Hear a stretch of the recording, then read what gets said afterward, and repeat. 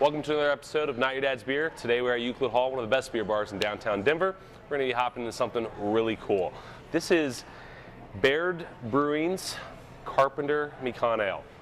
What makes this really special is it's only brewed once a year. It's actually a tribute to a man who's known as a carpenter in the Fuji Mountains. He's one of the partners for this craft brewery.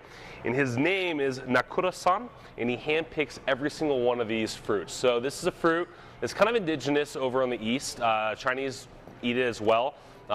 Instead of doing orange juice, they do Mikan juice. So it should be something like a more tangy version of a tangerine meets an orange. Small little fruit, really good for fall.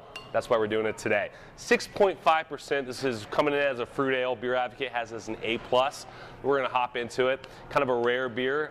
If you're looking to try it after you see the video, look for, go to your local distributor, liquor store, and say, what do you have by Shelton Brothers? They handle the more exclusively rare stuff.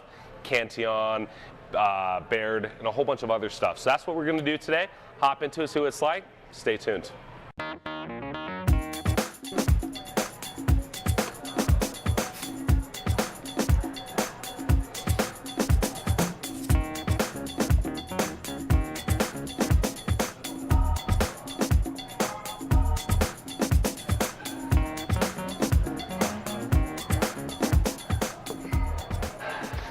All right, so as you can see right off the bat, it has nice sticky bubbles, tightness on top, a really good maltiness to it. The tail lacing is going to be all right, a little sticky.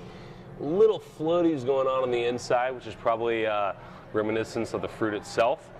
Kind of a, well, it's definitely a hazy orange color. This is going to be interesting. It's not the prettiest looking beer, but we're going to hop into it and see what it's like. All right, so we got the beer poured. Let's go ahead and give it a smell, see what we like, right? Give it a good swirl. Head's gonna come right back to where it was when I first poured it. Also releases all the fruit aroma, which is what we're looking for right away. Here we go. You definitely get tangy tropical fruit, which I'm assuming has got to be the Mikans. Almost a bready maltiness to it. It's nice and thick, sticky, sweet at the same time, but not too sweet on the nose. But the Mikans really shine. So this is really gonna be an interesting beer. I'm excited. Let's go ahead and give it a taste.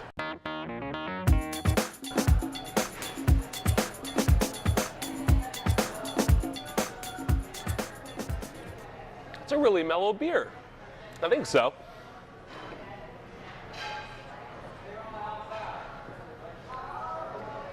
It's nice and malty, definitely about a medium body. A little bit bitter on the finish. But you're getting a lot of the fruit. It has a tanginess to it and a breadiness at the same time. I was actually expecting this to be a little bit sweeter, a little more tangy, just more fruit to it. But I like where it's at. I think it's truly sessionable, especially at 6.5. 6.5% ABV. It's a little bit beyond a session beer. It's pushing into that maybe you shouldn't be pounding it away, especially at a, you know, a 22-ounce bomber. But I mean, on the nose, you're getting big, big Mikan fruit. And then when you taste it,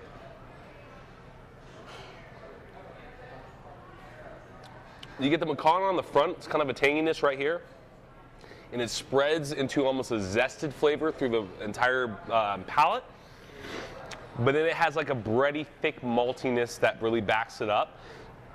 And then there's not a real big lingering finish. There's a touch of bitter on the back, but nothing overwhelming. It actually plays really well with the tanginess of the fruit.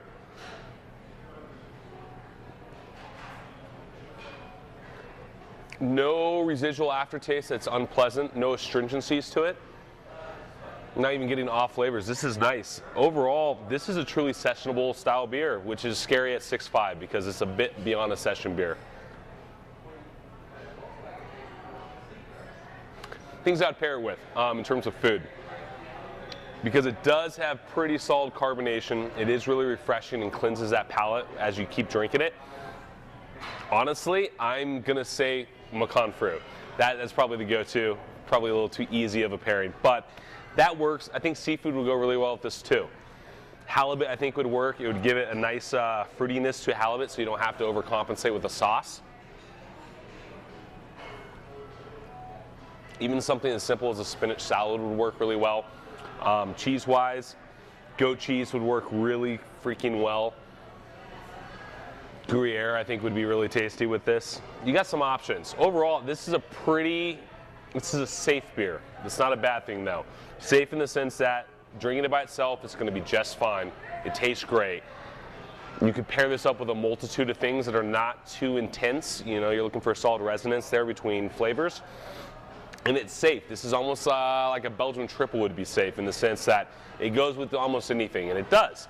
It has enough carbonation to cleanse the palate. It's not too hoppy. It's not too malty. It's definitely not too sweet or too fruity. Overall, this is a pretty solid beer. Baird really came through with this one. I mean, this is a really tasty beer. Go pick up a bottle. It's not going to run you more than about $10 for a 22 ounce. It is part of the Shelton Brothers list, so you got a specialty ordered it. The good news is you'll probably get it. This is not something that's so highly allocated, such as Cantillon, that you're not going to get it. So go to your local store, check it out. It's a really awesome beer. Thanks for joining us. This is Baird Brewing, the Carpenter Mikan Ale. Yeah, this is not your dad's beer.